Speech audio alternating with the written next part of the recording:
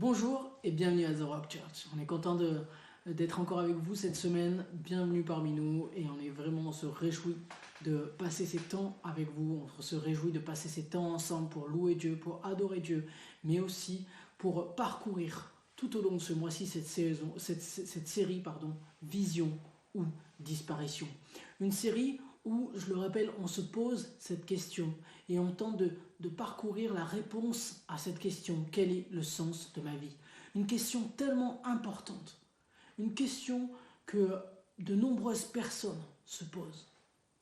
Et au final, j'aimerais dire qu'on s'est tous posé un jour cette question. Quel est le sens de ma vie? À quoi suis-je réellement utile? Des questions qui nous tracassent, des questions qui sont tellement fortes en de nombreuses personnes qu'elles y consacrent par moments leur vie pour y répondre sans jamais y parvenir. Et malheureusement, si nous n'arrivons pas à saisir la réponse à cette question, quel est le sens de ma vie? Nous sommes comme un peuple sans vision. Un peuple qui au final court à la perdition. Et tout au long de ce mois-ci, nous allons tenter, et plus que tenter, nous parcourons l'un des buts les plus importants de la vie. L'un des sens, du sens que Dieu a mis dans votre vie quand il vous a créé. Pour vous encourager et vous aider à sortir de ces questionnements. Pour vous emmener à développer une vision claire et une vie centrée sur un but. Votre vie centrée sur un but. Et je dirais, et ça c'est ma note personnelle, le meilleur but. Celui qui va vous emmener à la paix, au bonheur, à l'épanouissement.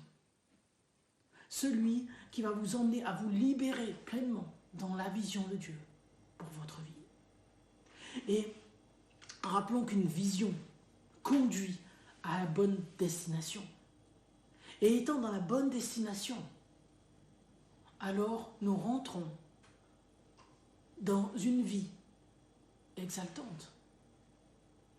Dans cette série Vision ou Disparition, nous avons vu jusqu'à maintenant qu'un peuple sans vision périt.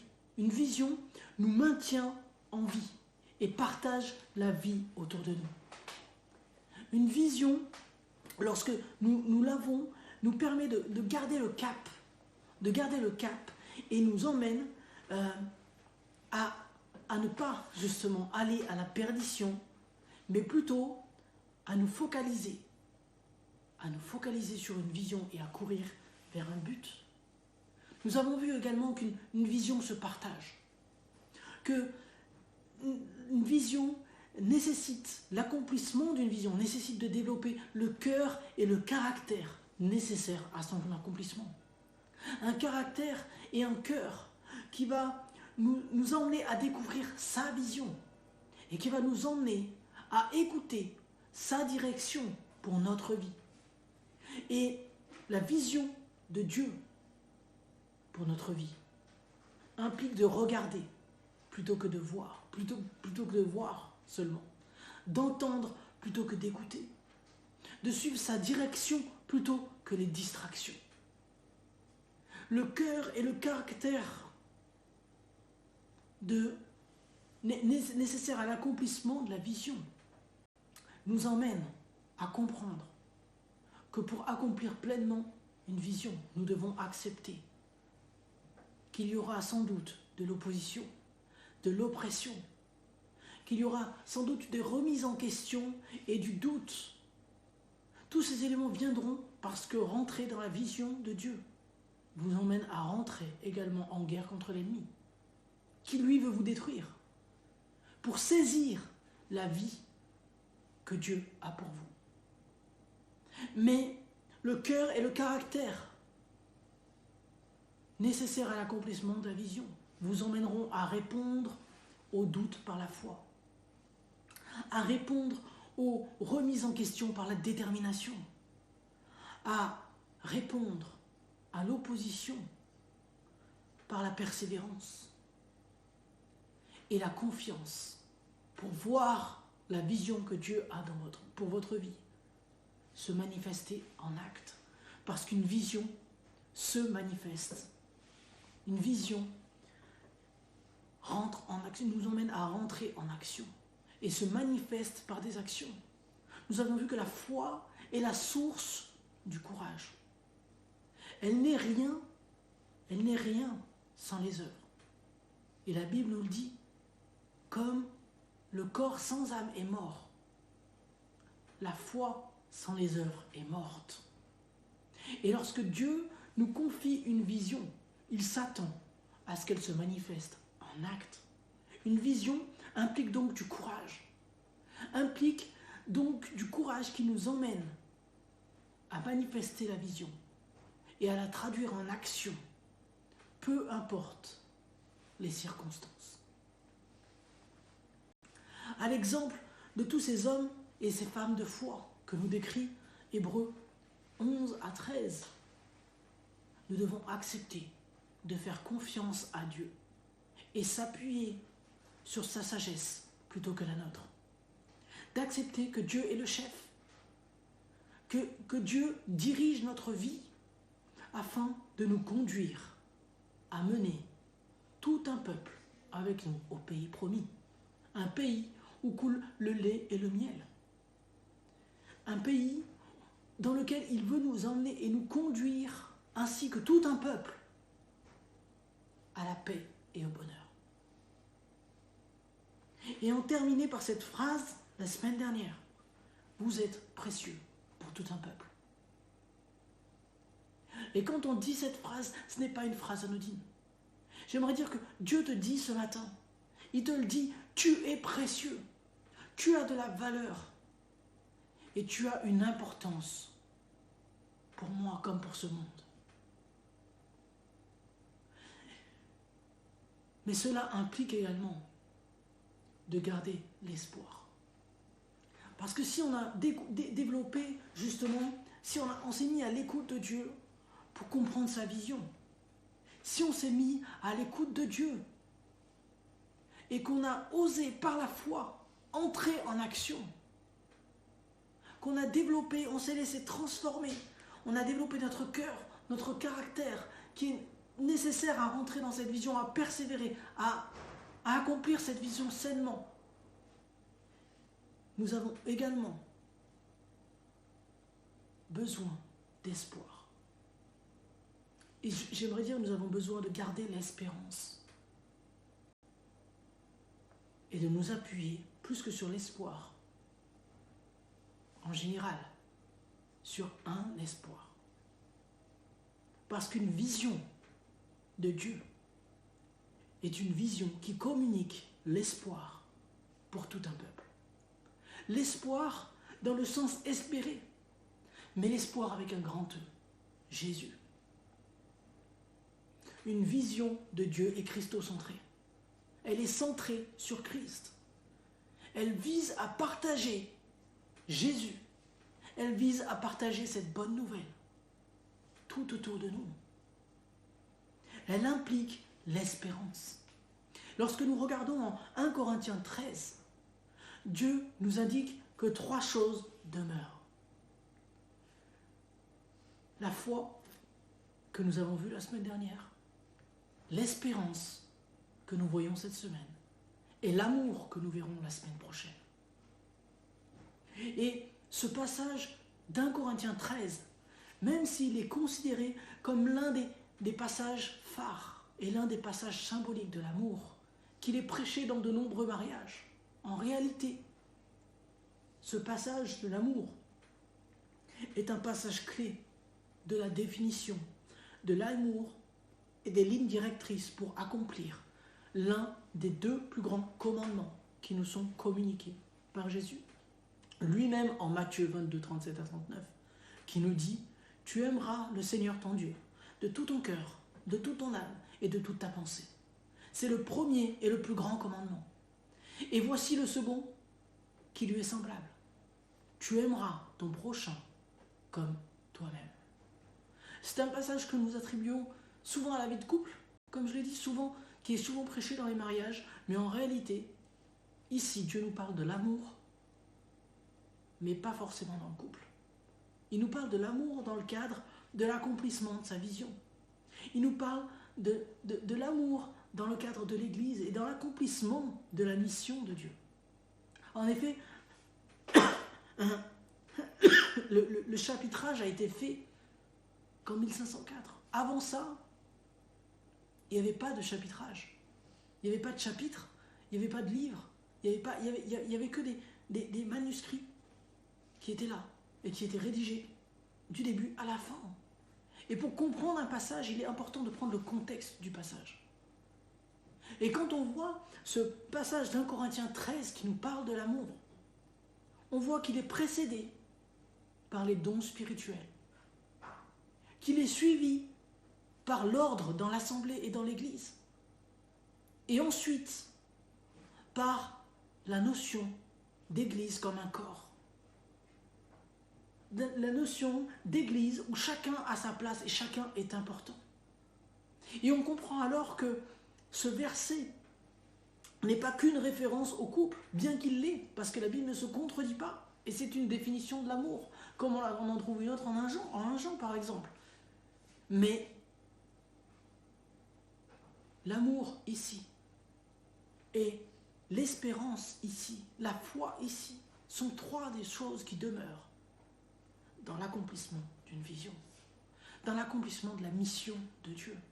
Et ces 3 éléments sont en réalité des lignes directrices, des directrices générales dans l'accomplissement de la vision de Dieu. C'est en réalité un leitmotiv de sa mission. C'est ce que nous devons garder à l'esprit, ce sur quoi nous devons nous appuyer pour nous assurer de rester dans ses pas. Si nous avons vu que la foi est la source du courage, qu'elle nous emmène à voir les choses invisibles comme visibles et à discerner la vision de Dieu pour nous mettre en action. On peut se poser, qu'est-ce que l'espoir? Je ne sais pas vous, mais moi je me suis posé souvent la question, différence entre foi et espoir. Et la réponse n'a pas été évidente à trouver. Quelle est la différence entre l'espérance et entre l'espoir et entre la foi? Au final, espérer, qu'est-ce que ça veut dire? Le fait d'espérer, le fait d'avoir confiance en la réalisation de quelque chose, quelle est la différence entre ça et la foi, qui est le fait de voir les choses invisibles comme visibles? Donc d'appeler des choses invisibles à leur réalisation. Je dirais que la différence se fait dans le temps. Le Larousse définit l'espoir comme le fait d'espérer, d'attendre avec confiance la réalisation de quelque chose, comme l'espérance. C'est un sentiment, deuxième point, un sentiment qui porte à espérer, c'est-à-dire considéré comme capable de se réaliser un événement, un acte qui est désiré, attendu. C'est également compter sur quelqu'un ou sur quelque chose, à escompter, attendre quelque chose de quelqu'un ou de quelque chose. C'est tabler sur quelqu'un ou quelque chose pour accomplir un souhait. À aimer, à croire, penser quelque chose. Mais l'espoir, c'est également une personne dans laquelle on espère. L'espoir, c'est une personne qui se présente et qui présente toutes les qualités nécessaires pour réussir dans un domaine déterminé. On parle par exemple d'espoir du football, d'espoir du tennis, d'espoir de la musique. Et nous, dans notre cas, on parlera de la personne qui présente toutes les qualités nécessaires pour accomplir ce qu'il faut pour que vous puissiez accomplir votre mission et votre vision. Celui qui a déjà tout accompli, l'agneau parfait, Jésus. Et si nous reprenons ces 4 points, nous y revoyons clairement la définition littérale de l'espoir en 1 Corinthiens 13. Parce que même si le Larousse donne sa définition, quand nous regardons la définition littérale du mot qui est utilisé dans 1 Corinthiens 13. Le mot utilisé pour traduire l'espérance. Enfin, l'espérance traduit, on va dire un mot, le mot grec, elpis. Elpis, qui signifie littéralement espérance joyeuse et confiante dans le salut éternel. Espérance d'un bien, espoir dans le sens chrétien. Espérant en ayant de l'espoir en l'auteur de l'espérance. Celui qui est son fondement et en la chose espérée, pardon. C'est un mot qu'on retrouve 54 fois seulement. 54 fois seulement dans la Bible, dans toute la Bible. Et à chaque fois que la Bible exprime le mot elpis, espérance, espoir, elle l'exprime pour faire référence au fondement sur lequel s'appuyaient les personnes lorsque le découragement venait frapper à leur porte. Et là, on voit la différence. Si la foi est le fait de voir des choses invisibles comme visibles, le fait de percevoir quelque chose, la foi n'est pas nécessairement dans le découragement. Mais l'espérance vient quand le découragement frappe à notre porte. Et quand on a compris la vision de Dieu, alors nous rentrons dans un combat spirituel. Nous rentrons et nous faisons face à des situations qui viennent nous user, nous fatiguer par moments. Et nous sommes comme dans une montagne émotionnelle où nous avons la joie de voir des choses merveilleuses s'accomplir. Et en même temps, la fatigue et l'usure du combat pour accomplir ces choses. Et il y a des saisons de découragement, il y a des saisons de croissance. Mais peu importe la saison de croissance donne place à la foi. La saison de découragement donne place également à la foi, mais surtout à l'espérance. Et l'espérance, au final, c'est un fondement. C'est avant tout un fondement sur lequel nous décidons de nous appuyer avec confiance, dans l'expectative, dans l'attente de voir quelque chose se réaliser. Et j'ose le dire, de voir une promesse réalisée et se réaliser. Une vision implique un fondement, une fondation sur laquelle s'appuyer pour tenir ferme. Et chacun a le choix de placer son espoir, son fondement là où il le souhaite. Vous avez le choix de placer votre fondement sur vous-même, sur un autre homme, sur des biens, sur une carrière peut-être, ou de placer votre fondement sur quelque chose d'éternel, quelque chose d'infaillible. Et je ne sais pas vous personnellement, mais moi en tout cas, lorsque je traverse une rivière, et j'aime cette image, quand on traverse une rivière, je ne sais pas si vous avez déjà traversé une rivière, mais vous veillez à poser vos pas et vos pieds sur des pierres solides. Vous testez la pierre pour éviter de tomber à l'eau. Et à l'image de la traversée de cette rivière, et de ces rochers qu'il y a, j'aime à dire que Jésus est le roc. C'est la Bible qui nous le dit. Et c'est ce rocher inébranlable sur lequel nous pouvons poser le pied avec assurance pour traverser ce fameux Jourdain qui précède la terre promise. Pardon. Qui précède la terre promise. Et je préfère m'appuyer pour traverser cette rivière, ce Jourdain qui précède la terre promise. Dans le temps, on voit que le Jourdain, c'est la dernière étape. L'espérance vient proche de la dernière étape. Et quand on On voit ça. On voit que s'appuyer sur des rochers solides, stables, qui ne vacillent pas quand l'eau s'agite et le courant devient fort, nous permet, en sélectionnant les rochers sur lesquels nous posons le pied, de parvenir avec sagesse sur l'autre rive, sans embûche.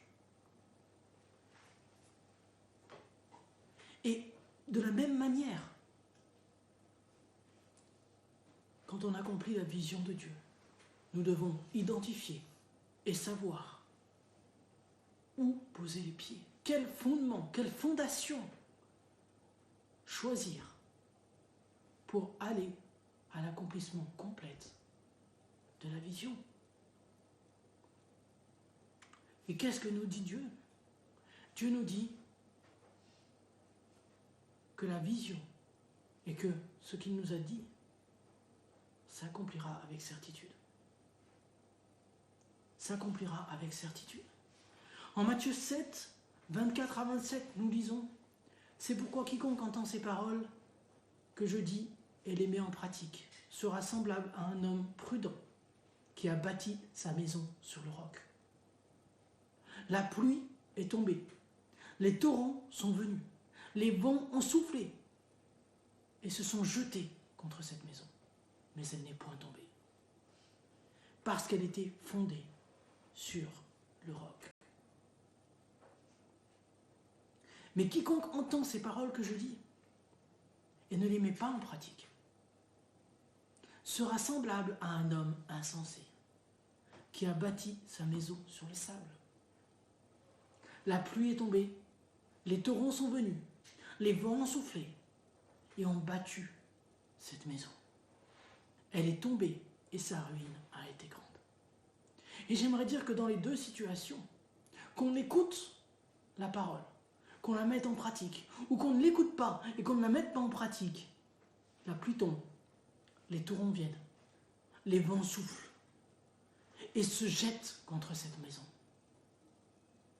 Mais la différence est que lorsque nous plaçons notre fondation sur le roc, que nous décidons de mettre en confiance, de mettre avec confiance notre espoir en Dieu, en sa parole, et Jésus est la parole devenue chair, alors peu importe les vents, les pluies, peu importe les torrents, nous resterons stables.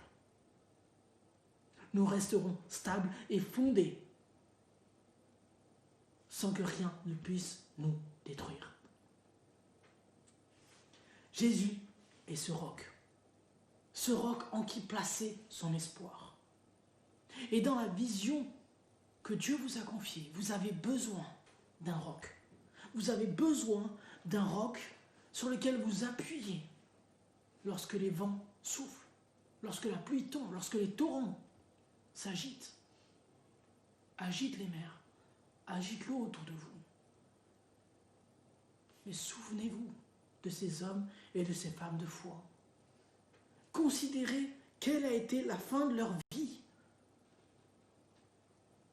et imitez leur foi. Jésus est le même hier, aujourd'hui et éternellement. Jésus est le même hier, aujourd'hui et éternellement. Il est ce roc inébranlable. Ce roc qui ne change pas, peu importe les circonstances, peu importe les attaques, peu importe les joies et les peines. Il est celui qui veut se réjouir avec vous dans les joies, parce qu'il y en a, et il y en a énormément. Mais il est aussi celui qui veut vous consoler, vous relever et vous porter dans les défis. Ne vous laissez donc pas entraîner par les distractions et les mensonges de l'ennemi, qui vont venir vous dire que vous n'êtes pas capable, qui vont venir vous décourager de continuer d'avancer, qui vont vous tenter de vous détourner, de persévérer dans ce que Dieu vous a demandé,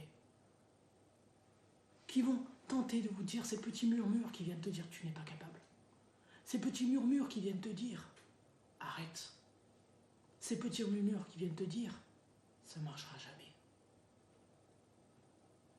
Laissez-les de côté et écoutez la voix de Dieu qui dit « J'ai confiance en toi.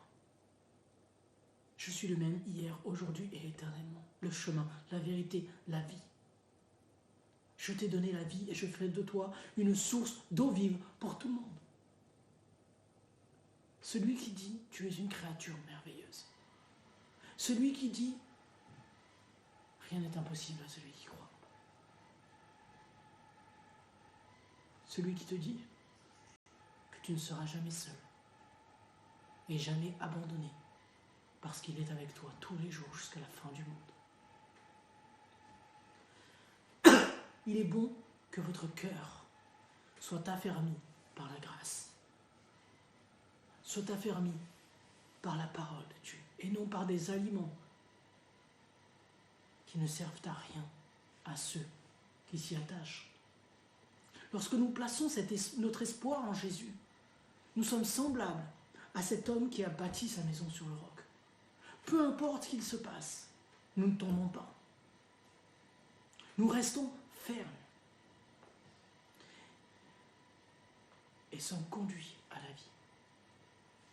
Et nous sommes conduits à la vie. Nous avons en notre cœur cette paix qui surpasse toute autre chose, car nous savons que quoi qu'il arrive, celui qui a promis d'être avec nous tous les jours est là. Et comme le dit Romains 8, si Dieu est avec nous, alors qui sera contre nous? Qui osera se dresser contre Dieu? En plaçant son espoir en Jésus, l'espoir de chacun, une autre chose se passe. Et on en est là au 3e ou au 4e point de la définition de l'espoir. Lorsque nous plaçons notre espoir en Jésus, nous grandissons dans notre relation avec lui. Nous grandissons dans notre relation avec lui et nous impactons des vies autour de nous. Pourquoi? Parce que nous voyons notre vie transformée. Dieu nous dit que sa parole ne revient pas à lui sans effet. Sa parole œuvre et elle agit constamment. Elle agit sans jamais s'arrêter, pour nous transformer pour le meilleur. Sa parole est considérée comme la lumière. Cette lumière qui a une double propriété, celle de la radiation de ce qui est de mauvais et celle de l'irradiation, de laisser jaillir cette lumière à travers vous. Et lorsque nous plaçons notre espoir en Jésus, alors nous sommes transformés pour le meilleur et nous impactons les vies autour de nous. Vous savez, une chose est tellement vraie dans cette société, tellement vraie, c'est que il est trop important de garder en tête que nous entrons et nous décidons. Une chose, la chose qui est vraie dans nos sociétés, c'est que quand nous entrons et nous décidons d'entrer dans une vision, il nous faut garder ça à l'esprit, garder ça en tête. Et c'est trop important de le garder en tête. C'est que certaines personnes commenceront par vous décourager, et par chercher à vous décourager. Puis ensuite, elles vous critiqueront. Et ensuite, elles vous rejetteront. Et lorsque les fruits vont commencer à se manifester, lorsque il commencera à avoir des bénéfices de votre vision et de l'action de Dieu dans votre vie, alors ils commenceront par s'interroger tout en continuant à vous critiquer. Et à se remettre en question tout en continuant à vous critiquer. Et enfin, une fois que les fruits seront tellement grands et la gloire de Dieu sera manifestée à travers tout ce que vous faites, Dieu sera présent. Alors, ils commenceront à voir Dieu dans l'œuvre que vous faites, avec lui. Et là, Dieu lui-même va rétablir la vérité. Et ces personnes commenceront par vous interroger, non plus avec un esprit critique, mais vous interroger sur la manière dont vous avez procédé pour commencer le même processus et finir enfin par suivre votre exemple. Et dans tout ce schéma-là, 3 étapes sur 4 impliquent l'espoir. Implique de garder notre espoir et de garder notre fondement sur celui qui nous a appelés, sur celui qui nous a appelés, sur celui qui nous a donné sa vision. Parce que Dieu est le garant de sa vision. Et lorsque nous plaçons notre espoir en Jésus, que nous lui laissons la place, Dieu se sert de nous afin de rayonner, afin de faire rayonner son espoir et alimenter d'autres pour leur permettre d'entrer dans sa gloire. Pour leur permettre d'entrer dans sa gloire. Et au final, il fait de vous des sources d'eau vive.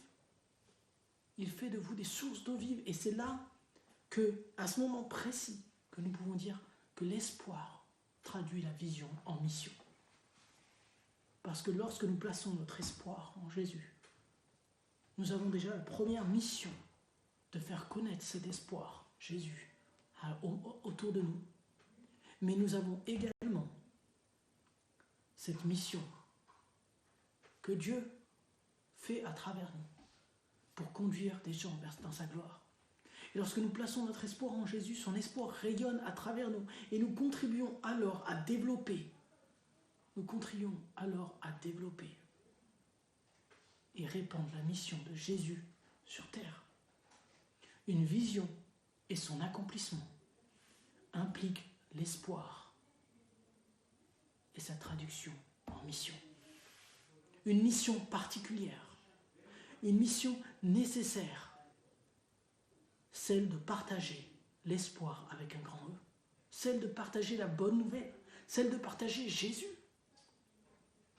Et nous devenons alors le 3e point de cette définition de l'histoire, un canal de dernière chance pour que les personnes ayant besoin d'espoir soient connectées au 4e point de cette définition, à cette personne qui présente toutes les qualités nécessaires et déterminée pour réussir dans un domaine déterminé et précis, pour nous combler en toutes choses à cet espoir, Jésus. L'espoir, une vision, se traduit en mission.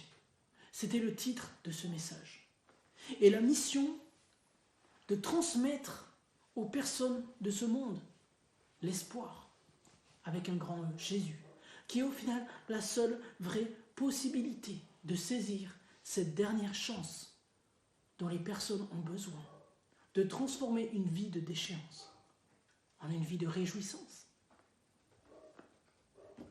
Vision ou disparition. Allez-vous continuer aujourd'hui à compter sur votre propre force, à vous user et continuer à tenter sans réel succès de vous sortir de cette situation?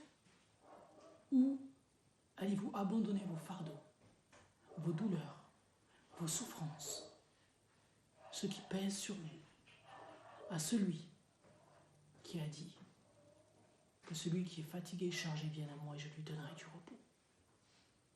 À Jésus qui vous conduira à accomplir pleinement la vision qu'il vous a confiée, à la traduire en mission, portée par une bonne motivation, mais surtout placée sur une fondation inébranlable. La semaine prochaine, nous verrons ensemble la plus grande motivation qui nous permet d'accomplir et d'aller jusqu'au bout de la vision de Dieu, l'amour. Dieu nous dit que de ces 3 choses qui demeurent, la plus importante est l'amour. Et nous ne pouvons pas passer à côté quand nous parlons de vision de Dieu. Parce que sans l'amour, nous sommes comme un airain qui résonne, comme une cymbale qui résonne. On se retrouve la semaine prochaine. Je vous remercie, je vous dis à très très vite. Bonjour et bienvenue.